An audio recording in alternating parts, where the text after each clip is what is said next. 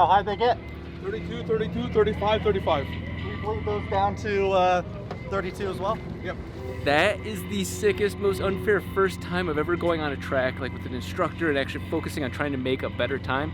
Oh my God, what he was telling me was just so, you'll see in the video, in like the first or second lap, I turned really tight and the car cut fuel, so we'll have to look at what that is. But the car got sideways, and of course I can handle, but it was neat because he was like, hey, look this way. As soon as I looked that way, the car corrected, because you subconsciously turn to where you're looking. And so he was focused on telling me where to look.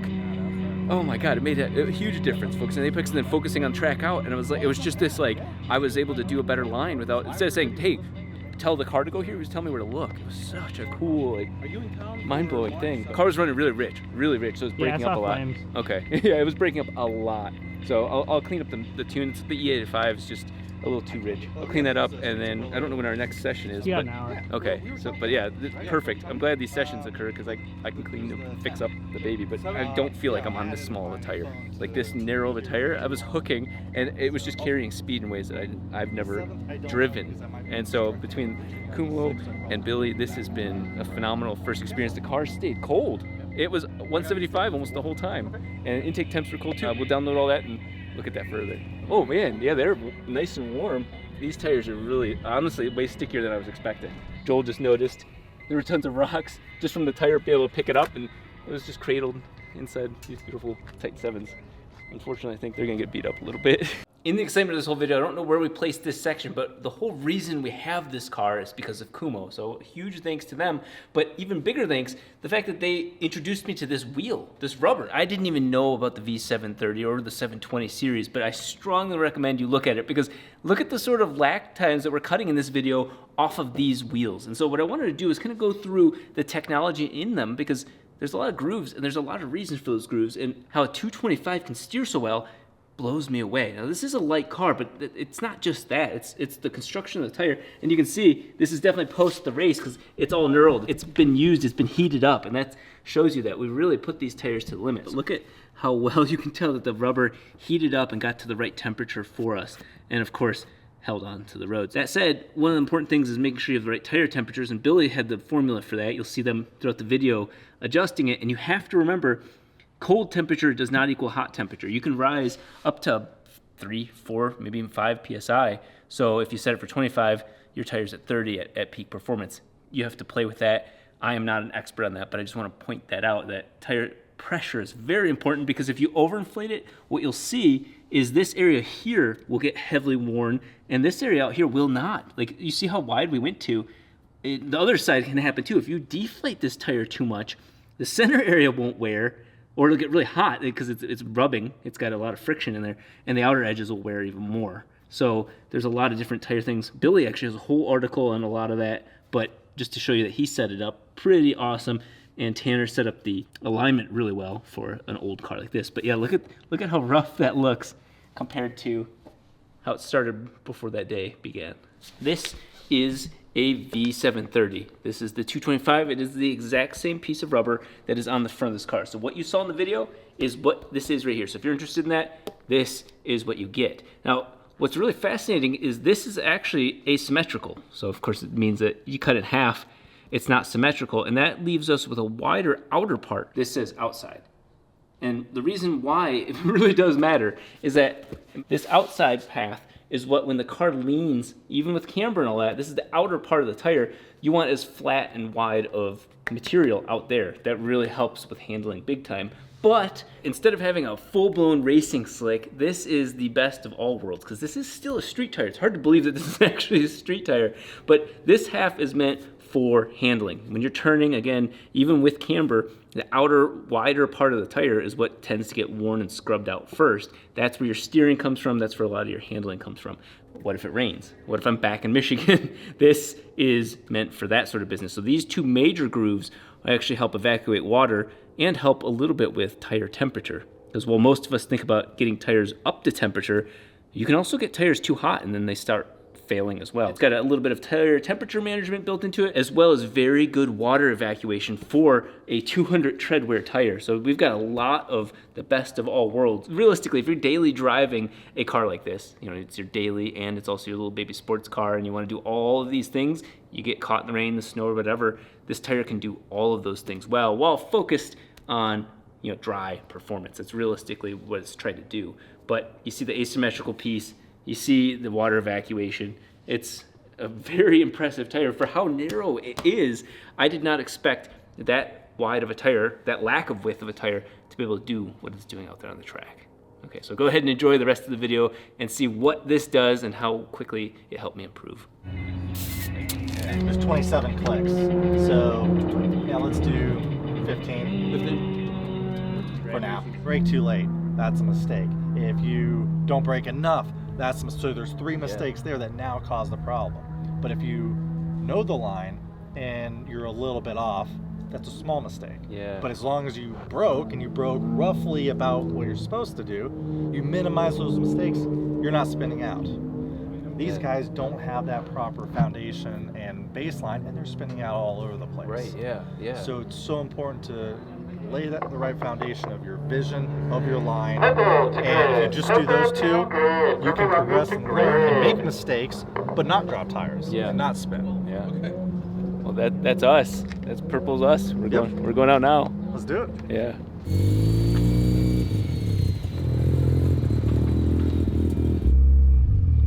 So also as we're pushing it harder, like I was saying the last session, it's going to require a little bit more muscle too. Because without power steering, it's hard, but you want to feel the limit and feel some understeer too. So understeer is you're turning the car, it turns. You're turning it more, it turns. And eventually you turn it more, it doesn't turn. You turn it more, it's not turning more. Yeah. And that means that the car's understeering. Yeah. So the solution for that is to slow down. If it's not turning, one, make sure you're not on the throttle. Because if you're on the throttle and it's not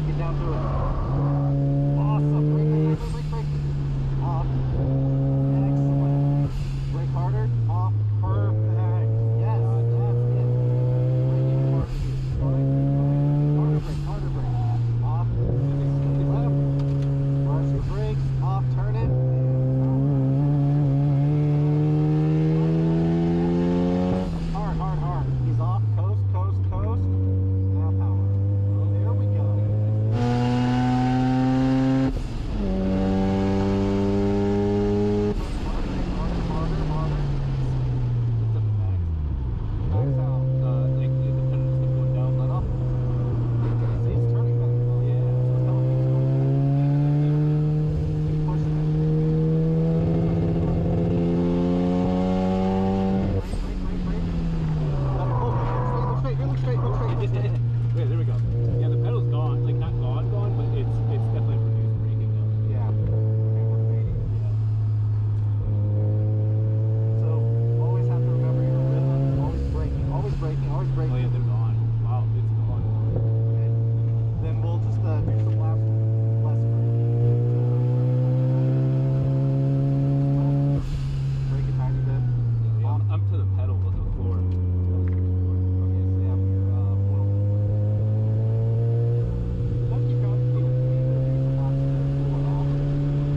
we did a 131. That's a really respectable time. Oh, we did? Yeah. I've never been in a situation where I've experienced brake fade like that. So that was a new one. Well, these rotors are really small, and yeah, these brakes are insufficient for driving home. Yeah. And doing 31s is fast. You're doing a really, really freaking good job. Dude, that's awesome to hear. So your talent is Not cruising. well, no, that's a bad habit. Yeah, yeah. But your talent and your execution is greater than the braking capability of the car. Already. There's no way in hell we would be anywhere near this time or brake fade and the beginner. Yeah, braking is definitely an important discipline and technique. Effectively learning how to brake at the limit, especially a car with no ABS, is very difficult. Yeah. Street cars without ABS are often more difficult than a properly built car or a race car without ABS. That makes sense. But until you get to that point of learning to modulate at the limit, first we need to have fundamentals, which are being used to how hard we have to push the brake pedal. Yeah. Like, we're going fast and we have to slow it down a lot. So to go fast, we have to brake closer to the limit, which means we have to brake harder than like you're probably ever used to. Yeah. Putting things into perspective. On the front straightaway, that's threshold braking. You're trying to be at the limit. Yeah. And then some of these other brushing the brakes might be pushing half that, 50%, 5 out of 10. Gotcha. But if you're not pushing it near 10 out of 10, you don't know what 5 out of 10 is. Yeah. Or, when you're supposed to brake at 10 out of 10, you're braking at 5 out of 10. So then when you're supposed to brake at 5 out of 10, you're braking at 2.5. So everywhere it's down. By having you brake at the limit on the, or very close to it on the front straightaway, now you can calibrate your mind. Okay, I have to push that hard here, and then Billy's saying I need to push harder when I brush the brakes there. Yeah. And now I could put that into perspective, and now I can start braking harder in all those other places. That makes sense.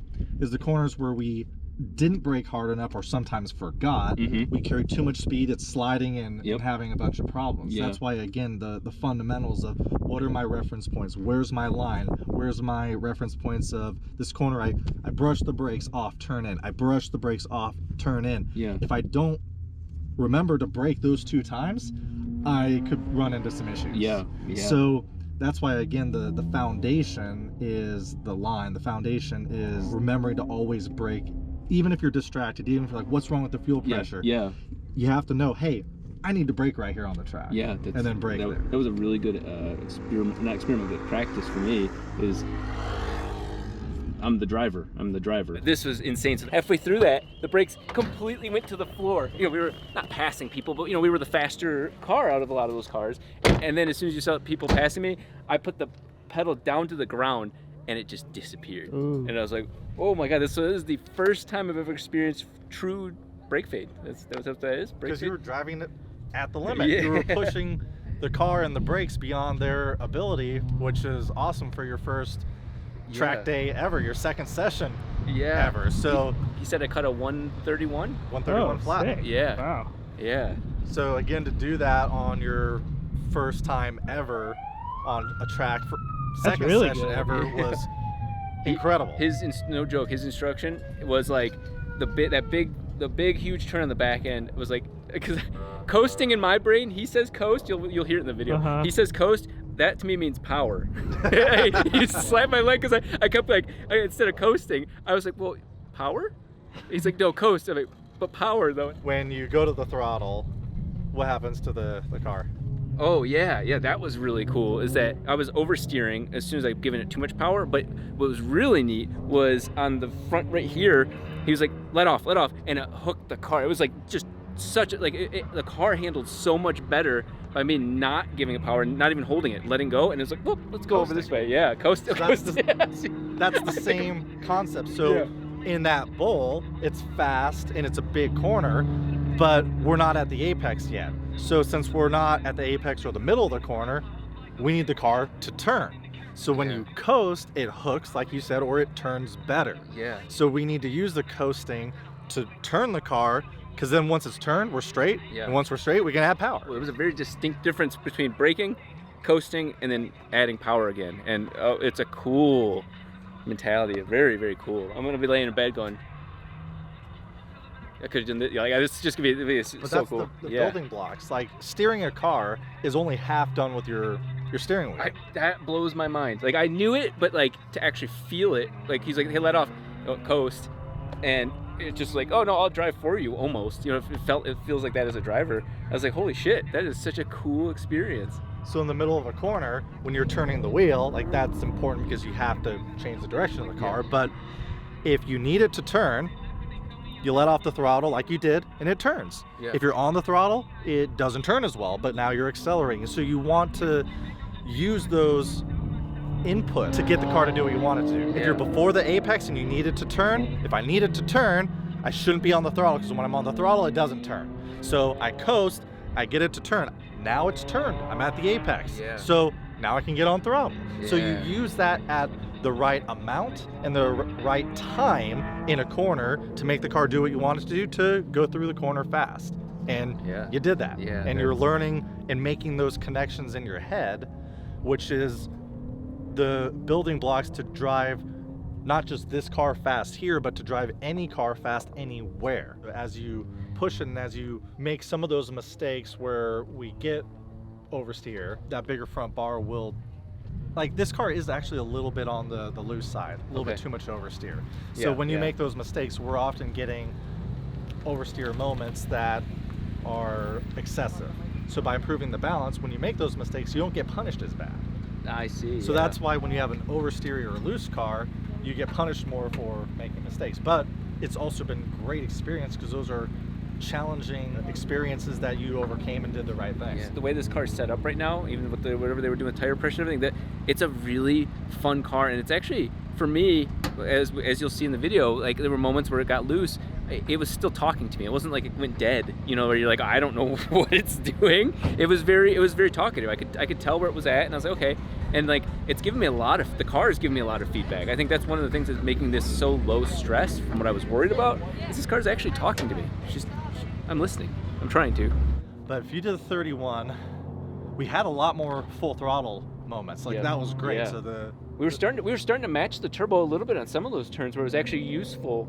Yeah, I felt that. But even so, like we talked about before, getting off the corners is so important. So for road racing, having a responsive turbo and having it sized, even if the peak power is not there, even if you start choking and losing efficiency near a red line, if you can have it 100 more horsepower or pound-feet of torque getting off of a corner, you're not waiting for it, that's half a second, a second in many different corners. Versus improving maybe a few tenths by having a lot more power. But to answer your question, you did the 131. We were getting a lot more full throttle points on there.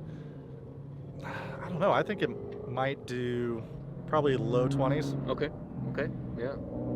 Like, you're improving really fast. I felt like there was a lot of room for improvement. It's nice to hear like a number to understand. You were also at the limit in many corners when we're hearing that tire noise. When you were saying, hey, we're neutral or whatever you were saying when I was starting to get... Look, there's a spin right here. Like, you should not spin in that first turn. It's so wide, at any point you could just unwind the wheel. That's a good point. Well, a lot of those are pretty tail happy if they're set up right. But anyways, felt that neutrality, and that is what we want through every corner from turn in to track out. I see. But you felt a lot of it through the middle of the corner, which was fantastic. Like, that is why we turn fast lap times. Yeah, okay. But yes, with me being able to have that feeling and maximize it from turn in to track out in all the corners, it would add up to that's awesome. Probably being low 20s. And kind of the rule of thumb is, like, a solid good driver as a beginner, like to be 10 seconds off the limit is like that means you're doing everything right. There's a lot of pro drivers and magazine journalists that set lap times and everything like that, but they're 3 to 5 seconds off the car's true abilities. So when you look at magazines, it's like, oh, this car did this lap time. You never take into account the Now there are some well-known pro drivers out there that could be within a second or two of the limit, but that's just because they don't have new tires, or from the production standpoint, they try the time at like 3 in the afternoon where the track's slow. So that's those times are still slower than what the cars can do in ideal scenarios, but most experienced journalists are still 3 to 5 seconds off the pace. You'll hear it in the video as well, is that the car was breaking up because I'm running out of gas, and so my surge tank saved me. The Miata's hood just closed up. So. The surge tank saved me from the vast majority. We've been beating the shit out of this car. The main tank's basically empty to the point where I'm constantly slapping the tank, and so there's no fuel in the bottom, and that surge tank has been keeping me safe over and over again, but it's always going to get worse as soon as you get low. That's really the only issue I'm having right now between that and the brakes. Here we go for our third session, and so it's super exciting. We'll balance out the brakes in the sense of like not using them super hard on the very long runway, so that way we can have more of them on the rest of the track where I can improve my skills and grow as a driver.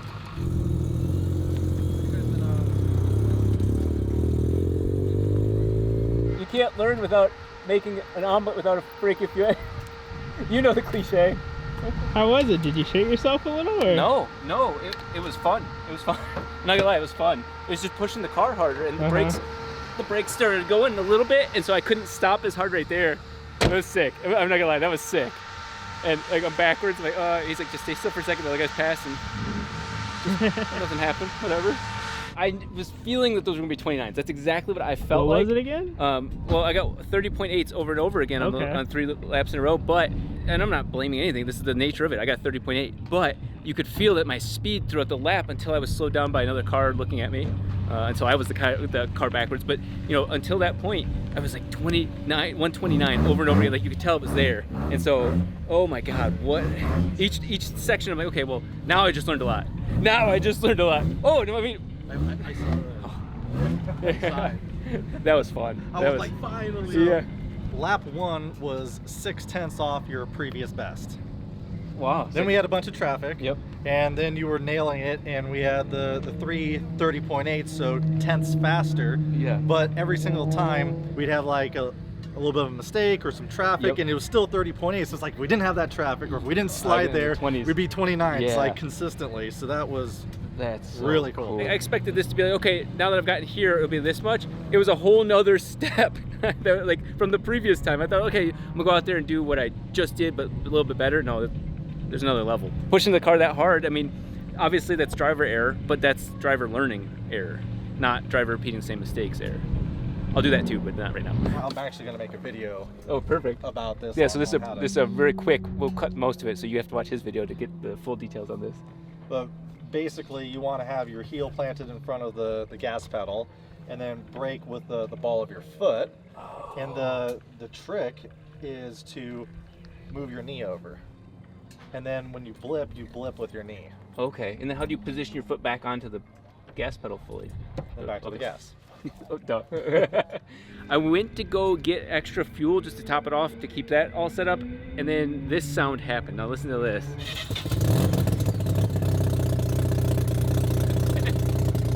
After all that super hot, I mean, we were seeing EGTs 1800 degrees easily and sustained. We must have warped one of the flanges on, I think maybe one of the wastegates, so it's the main turbo thing, and then the wastegate is warped, so it's got a major exhaust leak. So it would be making less power, but more so I don't want to push the car with that because it's too hot to touch, too hot to handle, too cold to hold. I think we'll call it quits for now. We've made a massive strides. I mean, like from 0 to 100 is like billion times percent, you know? And so this is like super exciting. Amazing for your first track day. Good job, dude. Yeah, thank you. I don't want to send all of you his way, but this is actually the man of the hour. He's a limited resource, and I will quite clearly say that, yeah, he wasn't driving, but I would not have been able to do a percentage of that without him in the passenger seat. So what a cool way to begin this part of the thing. So if you guys like seeing more racing content, the car's fine. You see it's firing up just fine. The engine's great, oil system, fuel, all that's fine. So we're finally at that era of the channel. So if you guys like seeing that, just let me know. I need to know, that way I can make sure we make more videos like this.